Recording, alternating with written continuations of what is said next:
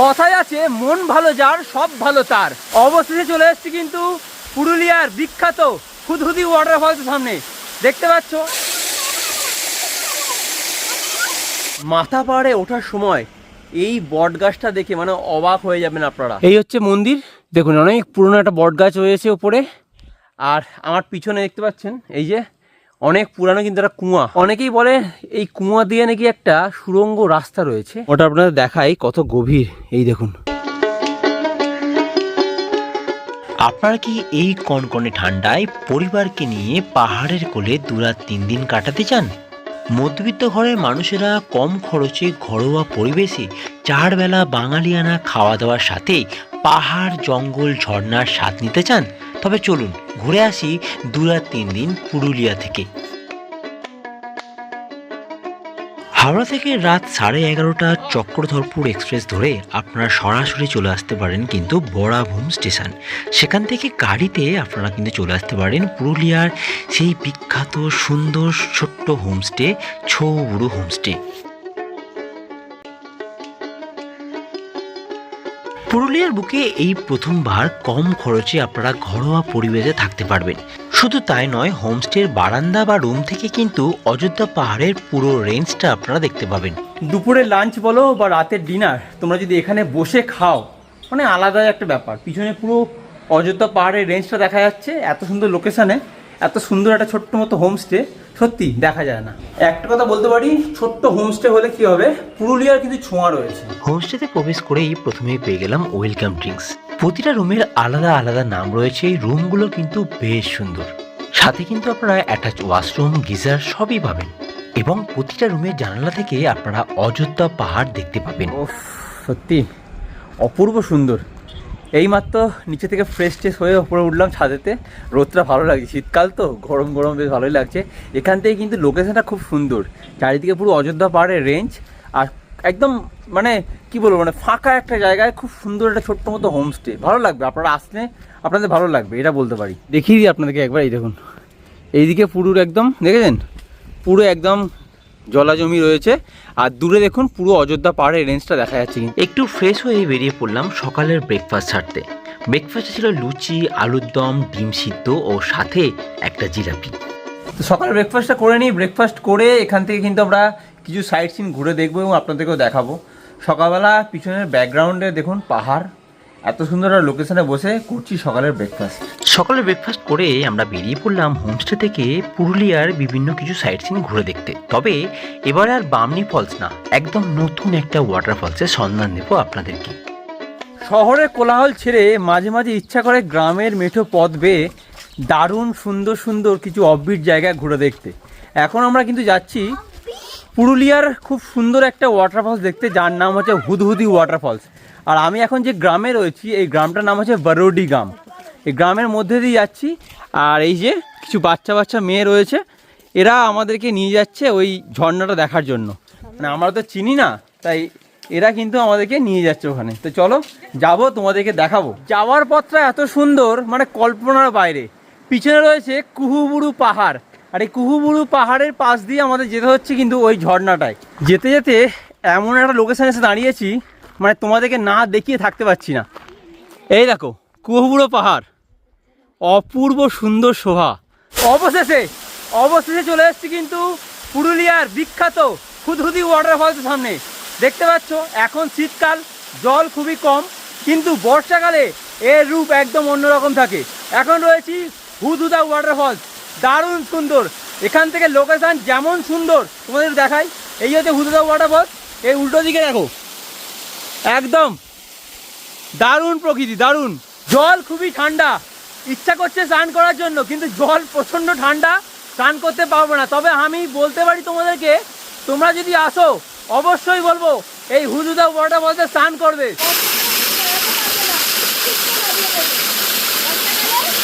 ও rainbow আছে, rainbow এরকম waterfalls, ও হো রে অপূর্ব অপূর্ব।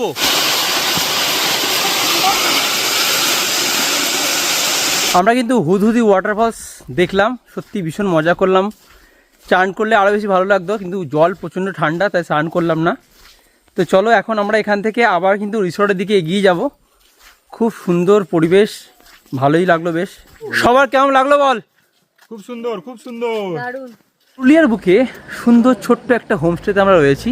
এই যে ছৌবুড়ু হোমস্টে, লোকেশনটা তোমাদের একটু বলে দিই। এই হচ্ছে গ্রাম পঞ্চায়েত, দেখো বাগমুড়ি গ্রাম পঞ্চায়েত, আর তার কাছেই কিন্তু রয়েছে এই ছৌবুড়ু হোমস্টে।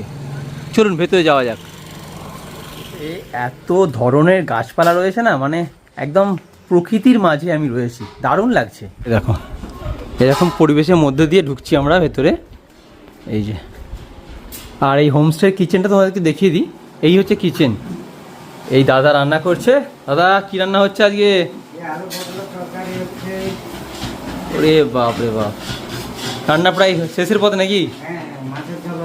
মাছের ঝোল হয়ে গেছে, বাহ।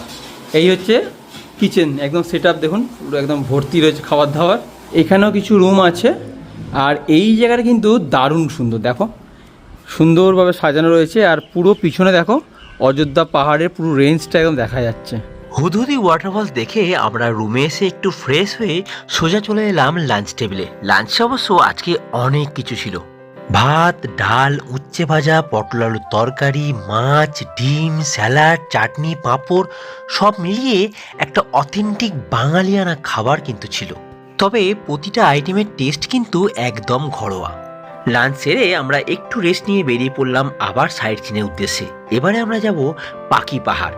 পাখি পাহাড় পুরুলিয়ার একটি বিখ্যাত পাহাড়। কিছু কিছু মুহূর্ত এতটা স্পেশাল হয়ে যায়, মানে সেই জায়গাটা দেখার পরে মনটা যেন মানে আনন্দে ভরে ওঠে। এখন চলে এসেছি পুরুলিয়ার একদম মানে কি বলবো, অসাধারণ সুন্দর একটা জায়গা, পাখি পাহাড়। এই আমার দূরেই রয়েছে পাখি পাহাড়। এরকম শালবনের জঙ্গলের মধ্যে দিয়ে আমি এখন যাচ্ছি, আর সামনেই দেখা যাচ্ছে কিন্তু পাখি পাহাড়। লোকে বলে লাল পলাশের দেশে যা, আমি বলবো না, শাল পলাশের দেশে যা, রাঙা মাটির দেশে যা। পাথরের গায়ে এরকম করে মূর্তি খোদাই করা রয়েছে, তোমরা দেখতে পাবে। পাখি পাহাড়ে ওঠার মুখে এরকম দেখতে পাবেন পাখির চিত্র কিন্তু খোদাই করা রয়েছে। এই দেখুন একদম পাখি পাহাড়ের সামনে দেখতে পাচ্ছেন, এই হচ্ছে পাখি পাহাড়।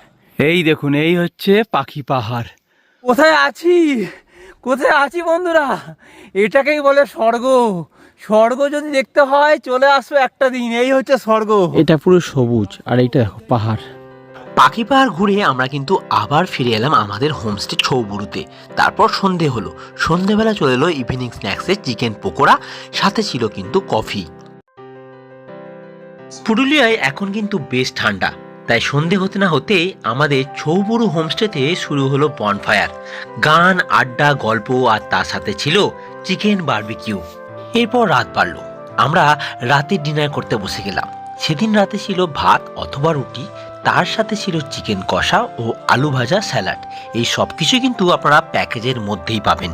তো রাতের ডিনার করে সেদিনের মতো আমরা কিন্তু ঘুমিয়ে পড়লাম, কারণ পরের দিন ভোর ভোর আমাদের উঠতে হবে।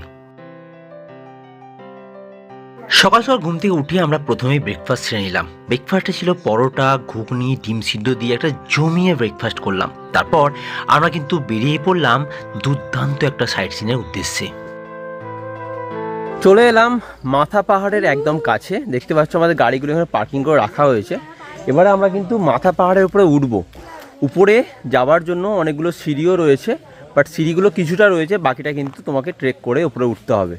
তো চলো উপরে উঠে তোমাদেরকে দেখাবো। উপরে কিন্তু একটা মন্দিরও রয়েছে। গাড়িগুলো এখানে সব পার্কিং করে রাখা হয়েছে, আর এই হচ্ছে রাস্তা, এখান থেকে শুরু হচ্ছে, এখান থেকে তোমাদেরকে উপরে উঠতে হবে। এই জায়গাটা জাস্ট দেখো একবার, পুরো চারিদিকে জঙ্গল, আর এই জঙ্গলের মধ্যে রয়েছে মাথা পাহাড়ে যাওয়ার জন্য এরকম সিঁড়ি। এই যে বট গাছটা দেখলে আপনারা অবাক হয়ে যাবেন, দেখুন একবার, অপূর্ব সুন্দর। মানে এরকম পুরো একটা বড় মতো এলাকা নিয়ে এই বট গাছটা হয়েছে।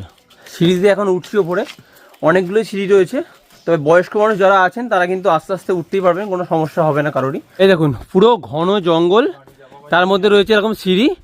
পুরুলিয়ায় এসে ভাববেন একটু অ্যাডভেঞ্চার করবেন, একটু ট্রেকিং করবেন, তাদের জন্য কিন্তু আমি বলবো মাথা পাহাড়ে আপনারা আসতে পারেন, অপূর্ব লাগবে, অপূর্ব। হ্যাঁ, এতক্ষণ পরে একটা লোকেশনে এসে দাঁড়িয়েছি, জাস্ট দেখুন একবার, অপূর্ব লাগছে, অপূর্ব।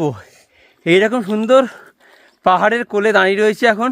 ফাইনালি এসে পৌঁছে গেছি একদম ওপরে। ওহ, আর আমার সামনেই রয়েছে কিন্তু মন্দিরটাই, দেখুন এই হচ্ছে মন্দির। অনেকটা কষ্ট করে উপরে উঠেছি।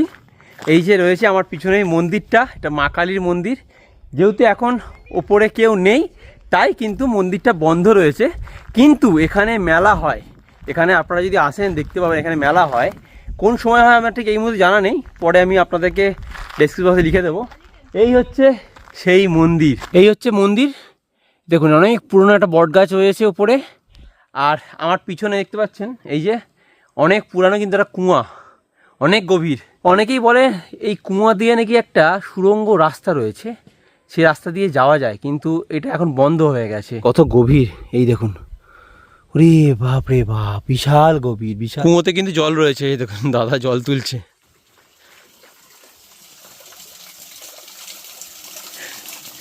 ভালো জল তো,